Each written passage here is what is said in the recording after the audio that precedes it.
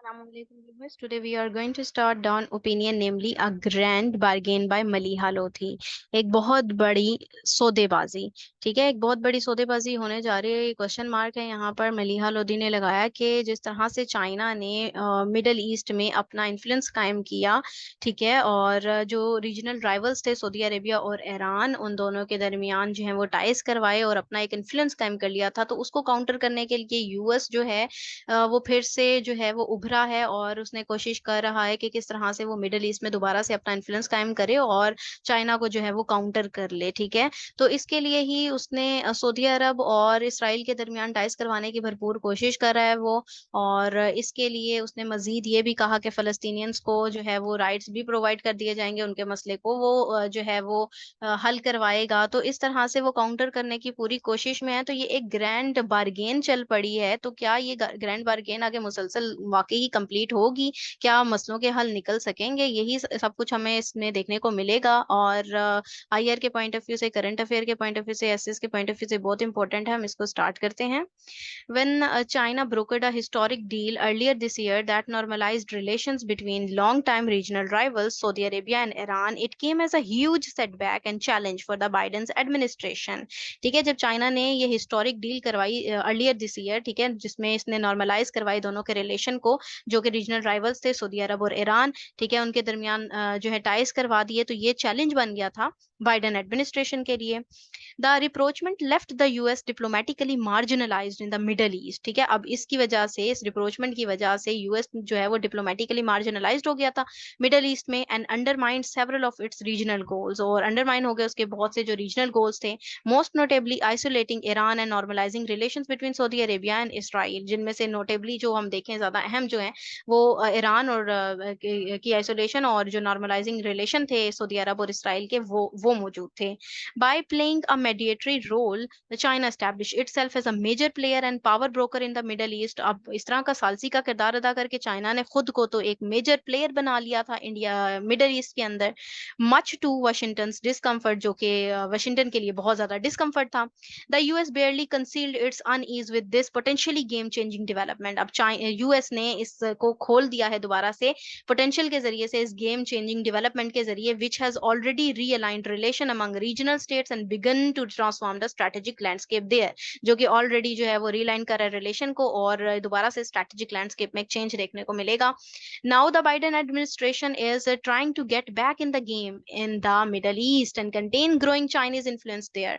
अब Biden administration जो है वो पूरी भरपूर कोशिश कर रही है कि मिडल ईस्ट में जो चाइना का इन्फ्लुएंस जो बढ़ रहा है उसको कंटेन कर दे और गेम को चेंज करे दोबारा से। President Joe Biden acknowledged that efforts are in progress for a deal with Riyadh aimed at establishing ties between Saudi Arabia and Israel. अब ये वही जो कि इसके काम जो रह गए थे, जिसमें मोस्ट नोटेबली ऊपर आपको बताया, जिनमें सऊदी अरेबिया और इसराइल के दरमियान टाइज करवाना था, अब यही एफर्ट दोबारा से जारी हो गई है यूएस की जानिब से। ठीक है, कि वो एम यही रख रहा है कि दोबारा से इनके दरमियान टाइज करवाए सऊदी अरब और इसराइल के दरमियान। On July 28th, he told donors at a fundraiser for the 2024 re-election bid that a rapprochement may be underway. He did not reveal more. ठीक है, अब 2024 के हवाले से जो 28 जुलाई को उन्होंने बताया, फंड रेजर के हवाले से, डोनर्स के हवाले से जो रिप्रोचमेंट है वो अंडरवे ही है। इन्होंने मजीद उसके बारे में अभी खुलकर नहीं बयान किया। ये इलेक्शन होंगे, ठीक है, जो 2024 के, तो तब पता चलेगा कि इसका कंक्लूजन क्या निकलता है।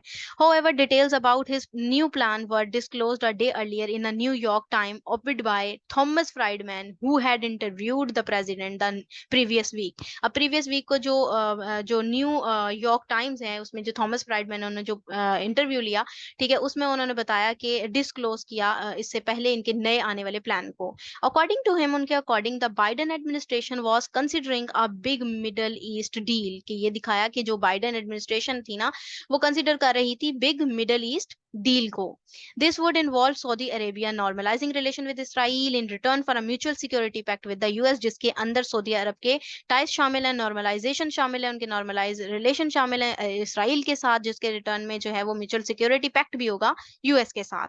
And Riyadh committing to provide a generous aid package to the Palestinian in the West Bank, और रियाज की तरफ से कमिट हो कि जेनरस एड पैकेज मिलेगा फलस्तीनियन को वेस्ट बैंक में। And scale back ties with China, और चाइना के साथ साथ जो टाइज हैं वो स्केल बैक हो जाएंगे, पीछे हटेंगे। Israel for its part would promise not to seize the West Bank, और इसराइल की तरफ से ये कि वो प्रॉमिस करे कि वो सीज नहीं करेगा वेस्ट बैंक को। Cease expansion of settlement there and recommit to a two state solution, और वहां पर एक्सपेंशन सेटलमेंट को थोड़ा सा सीज किया जाएगा और रिकमिट किया जाएगा टू स्टेट सॉल्यूशन को, जिसके जरिए से फलस्तीनियन के जो मसाइल हैं उनको हल किया जाएगा। The Palestinian authority would have to reciprocate by supporting the Saudi Israel peace deal, और फलस्तीनी अथॉरिटी जो है वो भी रेसिप्रोकेट करेंगी, वो भी साथ देंगी सऊदी इसराइल पीस डील के को सपोर्ट करेंगे। The visit by a high-level US delegation to Saudi Arabia to meet Crown Prince Mohammed bin Salman indicated that American officials were seeking to explore such a deal। ठीक है, जो visit हुई high level US की delegation, जो भेजा गया वफद, ठीक है, सऊदी अरब की तरफ, जो कि क्राउन प्रिंस मोहम्मद बिन सलमान से मिला, वो इशारा दे रहा है कि अमेरिकन ऑफिशियल जो हैं वो देख रहे थे, एक्सप्लोर करना चाह रहे थे इस डील के बारे में। White House officials were quoted as saying talks on July 27 between Saudi leaders and US National Security Advisor Jake Sullivan as well as Middle East coordinator Brett McGurk discussed the possibility of a normalization agreement, although official settlement statements by both sides did not mention this। अब दोनों तरफ से ये statement खुल्लम खुला तो mention नहीं हुई, लेकिन अब यहाँ पे सवाल ये पूछ रहे हैं कि कह रहे हैं कि जो व्हाइट हाउस ऑफिशियल है उनमें कोटेड किया गया था जुलाई 27 को कि सऊदी लीडर्स और यूएस के नेशनल सिक्योरिटी एडवाइजर, जिनमें जेक सुलेवान शामिल हैं, और साथ ही साथ जो मिडल ईस्ट के कोऑर्डिनेटर हैं ब्रेट मैकगर्क, ठीक है, डिस्कस हुआ कि पॉसिबिलिटी होगी, नॉर्मलाइजेशन एग्रीमेंट्स हो सकते हैं, लेकिन दोनों की तरफ से भी खुल्लम खुला कोई स्टेटमेंट जारी नहीं हुई। Several key questions are raised by what is being termed as Biden's grand bargain for the Middle East। अब several key questions raise हो रहे हैं, ठीक है, उभर कर सामने आ रहे हैं कि ये जो बाइडन की ग्रैंड बार्गेन है मिडल ईस्ट में, इसको, इस टर्म का क्या मतलब है। This is in an exploratory phase at present. अभी तो ये अगरचे एक एक्सप्लोरेटरी फेज है। Why is such a deal being considered now by the White House. White House के लिए इस डील का क्या मतलब है। वट आर इट्स ऑब्जेक्टिव, इसके क्या मकासिद हैं। What are the chances of the deal being sealed, क्या ये डील जो है वो चांसेस हैं कि सील्ड हो जाएगी। Would an agreement stick even it if it is forged, क्या ये एग्रीमेंट स्टिक होगा अगर ये फॉर्ज्ड हो भी जाता है।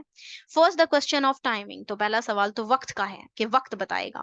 Washington has long wanted to normalize Saudi Israel relation, specially after several Arab state establish ties with Israel under the so called Abraham Accord of 2020। Washington जो है वो तब से चाह रहा है कि नॉर्मलाइज हो जाए सऊदी इसराइल रिलेशन, स्पेशली तब से जब से ये सो कॉल्ड अब्राहम अकॉर्ड 2020 हुआ था, जिसमें सेवरल अरब स्टेट ने एस्टैब्लिश कर लिए थे टाइज इसराइल के साथ। Riyadh's report suggests drove a hard bargain and made several demands a defense pact with the US। ठीक है, अब यहाँ पर रियाज की जो रिपोर्ट सजेस्ट करती है, जिनमें हार्ड बार्गेन ड्रोव हो रहा है, जिनमें सेवरल डिमांड्स हैं, डिफेंस पैक्ट है यूएस के साथ, अ सिविलियन न्यूक्लियर डील है, मिसाइल डिफेंस सिस्टम है, अदर हाई टेक वेपन्स, ठीक है, और मजीद जो हाई टेक्नोलॉजी वाले वेपन्स हैं, and substantial Israeli concessions for the Palestinian, और इसराइलियों की तरफ से कंसेशन है इसराइलियों के लिए, ये तमाम चीजें इसमें शामिल थी फलस्तीनियंस के लिए। Clearly the Saudi Iran rapprochement disrupted whatever initial efforts were earlier in progress. Clearly ये कि सऊदी ईरान रिप्रोचमेंट, ये मेल मिलाप जो है, उनका मेल जोल है, वो डिसरप्टेड है वट एवर, कि जब भी ये इनिशियल एफर्ट जो है वो मेड की गई प्रोग्रेस में, ठीक है, मतलब तब तब ये हुई नहीं, बेहतरी की तरफ नहीं गए। While arguably enhancing Saudi Arabia's bargaining power, ठीक है, और आर्ग्यूबली हम अगर देखें तो एनहांस उसने किया सऊदी अरब की बार्गेनिंग पावर को। But that development also gave urgency to US diplomatic efforts in order to restore its regional influence and leverage. लेकिन डेवलपमेंट देखें तो अर्जेंसी भी दी किसको, यूएस को। यूएस की डिप्लोमेटिक एफर्ट जारी थी कि वो रिस्टोर करे रीजनल इन्फ्लुएंस को और लेवरेजेस को, जो अपना उसने खो दिया इन्फ्लुएंस, वो दोबारा से कोशिश करे कि बरकरार करे। The US seeks to restore its position in the Middle East and contain China's growing influence. US जो है वो यही देख रहा है कि रिस्टोर करे वो अपनी पोजीशन को मिडल ईस्ट के अंदर, और चाइना को जो है काउंटर कर दे, कंटेन कर दे उसके ग्रोइंग इन्फ्लुएंस को। टाइमिंग में have much to do with the onset of the presidential election season as election dynamics begin to take over later this year. इस साल के बाद जो इलेक्शन होने जा रहे हैं, वो टाइमिंग जो है वही चीज इस चीज को डिसाइड करेगी, इलेक्शन सीजन डिसाइड करेंगे कि क्या होगा, and the focus shift to domestic politics, और फोकस जो है वो शिफ्ट हो रहा है सियासी जो घरेलू पॉलिटिक्स है उसकी तरफ. The fact that Biden first publicly spoke about the deal at the fundraiser suggests he may also have an eye on its political dividends at home. अब हकीकत ये है, फैक्ट ये है कि बाइडन ने पब्लिकली ये भी बताया था कि वो डील फंडरेजर की तरफ तो देख रहा है, सजेस्ट कर रहा है उसको, लेकिन उसकी आंखें जो हैं वो पॉलिटिकल डिवाइडेंस जो कि उसके खुद के इलेक्शन के ऊपर हैं उस पर भी लगी हुई हैं. Specially as he has little to show by way of any foreign policy success, specially खसूसी तौर पर तब जब उसके पास बहुत ही कम है वजाहत करने के लिए अपनी फॉरेन पॉलिसी की सक्सेस के लिए. Facing a serious challenge in the election, a vulnerable Biden candidacy may need all the help it can get. तो अगर सीरियस challenges के हवाले से देखें इलेक्शन में, तो जो कमजोर बाइडन की जो कैंडिडेसी है, ठीक है, तो उसमें जितना हो सकता है उसको उतनी हेल्प की जरूरत है. एट द सेम टाइम उसके साथ साथ the move comes rather late in the day, as such a complicated deal will need lengthy and difficult negotiation. और साथ ही साथ ये मूव जिस तरह से कम आगे आगे की तरफ जा रही हैं चीजें, तो कॉम्प्लिकेटेड डील को मजीद जरूरत होगी लेंथी और डिफिकल्ट मुज़ाकरात की. Moreover as Biden re election is uncertain, Biden का री इलेक्ट होना भी अनसर्टन है, ठीक है, ये गैर यकीनी है. That cost doubt on the survivability of a deal even it is if it is concluded. तो इसकी वजह से जो है डील के ऊपर भी इफेक्ट पड़ता है कि अगर वो कंक्लूड हो जाती है तो उस इलेक्शन के बाद जो है उसके ऊपर क्या असर पड़ेगा. The multiple aims of a potential deal are apparent. Multiple aims हैं इस potential deal के जो apparent हैं, जिसमें re-establish America's dominance in the region. ठीक है कि दोबारा से अमेरिका यही चाह रहा है कि डोमिनेंस कायम करे अपना रीजन में, reverse चाइना's diplomatic and economic gains, और जितने भी डिप्लोमेटिक या इकोनॉमिक गेन्स किए हैं चाइना ने उसको रिवर्स करे, and reorder regional relationship to serve US and Israeli interest. US Israeli interest को के जो रीजनल इनका रिलेशनशिप है उसको भी रीऑर्डर करे, दोबारा से तरतीब दे. Providing some relief to the Palestinian in the West Bank will also help to burnish US credentials and image among Arab and other Muslim countries, even if Israel gets a better bargain out of this. अगर Israel को इससे बेहतर bargain मिलता है तो इसकी वजह से एक रिलीफ होगा. अगर देखने को मिलता है तो क्या ये ऐसा है कि फलस्तीनियन की तरफ से रिलीफ मिलेगा वेस्ट बैंक को, ठीक है, अगर ये यूएस के क्रेडेंशियल या इसमें हम देखते हैं कि अरब जो टाइज हो जाते हैं, तो इसमें देखने को मिलेगा कि मुस्लिम कंट्रीज इवन क्या हासिल करेंगी इस चीज से. The chances for diplomatic success are slim as the challenges are formidable in complicated US is Saudi Israeli Palestinian negotiations among four parties. Chances जो हैं वो डिप्लोमेटिक सक्सेस के वो बहुत ही स्लिम हैं, ठीक है, बहुत कम हैं हम कह सकते हैं. चैलेंजेस जो हैं वो फॉर्मिडेबल हैं, कॉम्प्लिकेटेड हैं यूएस सऊदी इसराइली फलस्तीनी मुज़ाकरात के हवाले से इन चार पार्टीज के दरमियान. This is specially so at a time when doubts persist in the region about American reliability. ये इसलिए है खसूसी तौर पर क्योंकि डाउट जो है वो बरकरार हैं, इसरार कर रहे हैं रीजन में अमेरिकन रिलायबिलिटी पे. Recently, new military deployment in the Middle East announced by Washington represented an effort to restore its credibility by showing its seriousness about re-engagement. लेकिन अभी रिसेंटली अगर देखें तो न्यू मिलिट्री डिप्लॉयमेंट हुई है जो कि मिडल ईस्ट में की है, वाशिंगटन की तरफ से हुई, ठीक है, अनाउंस की गई है. तो ये एक एफर्ट है जो एक दिखा रही है कि साख चाहता है दोबारा से बरकरार करना, यूएस जो है री एंगेजमेंट चाह रहा है, उसमें सीरियस है.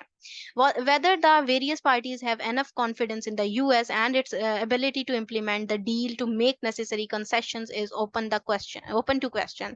ठीक है, अब यहाँ पे ये क्वेश्चन खुल रहा है सामने के बाकी क्या पार्टीज जो हैं, वेरियस पार्टीज कॉन्फिडेंस हैं, उनका इतना कॉन्फिडेंस है, इनफ है वो उनका कॉन्फिडेंस के इम्प्लीमेंट होगी ये डील, बेहतर होगा, नेसेसरी है.